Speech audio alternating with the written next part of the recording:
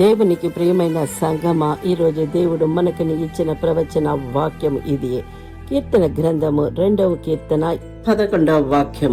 భయభక్తులు కలిగి యెహోవాను సేవించుడు, గడగడ వణుకుచు సంతోషించుడి. దేవునికి ప్రియమైన వారా, ఈ వచనం మనకు 2 ముఖ్యమైన విషయాలు చెబుతుంది. భయభక్తితో దేవుని సేవించాలి, అలాగే సంతోషముతో ఆయనను ఆరాధించాలి. దేవుని భయం అంటే భయపడటము మాత్రమే కాదు, ఆయన పరిశుద్ధతను గౌరవించడం, ఆయన మాటకు విధేయత చూపించడం, ఆయన సన్నిధిని తేలికగా తీసుకోకపోవడం. నోవాహు భయభక్తితో విధేయుడైన వాడు. దేవుడు నోవాహుతో ఓడ నిర్మించమని చెప్పినప్పుడు ప్రపంచం అతన్ని ఎగతాళి చేసిన నోవాహు దేవుని మాటను పాటించాడు.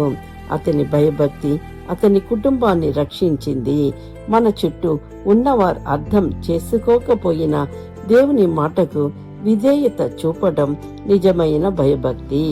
యోసేపు పాపానికి భయపడి దేవుణ్ణి గౌరవించినవాడు. పోతీఫర్ భార్య యోసేపుని పాపంలో పడవేయాలని ప్రయత్నించింది.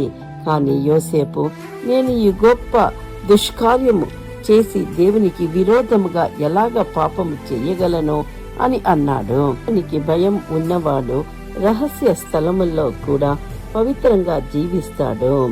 మనుషులు చూడకపోయినా దేవుడు చూచుచున్నాడని గుర్తుంచుకుంటాడు. దానియేలు దేవుని సేవలో స్థిరంగా నిలచినవాడు. ప్రార్థన చెయ్యకూడదని రాజు ఆజ్ఞాపించిన దానియేలు భయపడలేదు. అతను ప్రతిరోజు మాదిరిగానే దేవుని ప్రార్థించాడు. సింహాల గుహలో వేసిన దేవుడు అతన్ని రక్షించారు. దేవుని భయపడే వ్యక్తి పరిస్థితులను కాదు, దేవుని అధికారాన్ని చూస్తారు. మన విశ్వాసం పరీక్షింపబడిన దేవుడు మనతో మాట్లాడతారు. ఆ వినయంతో దేవుని చిత్తాన్ని అంగీకరించేలా దేవుడు ఆశీర్వదిస్తారు.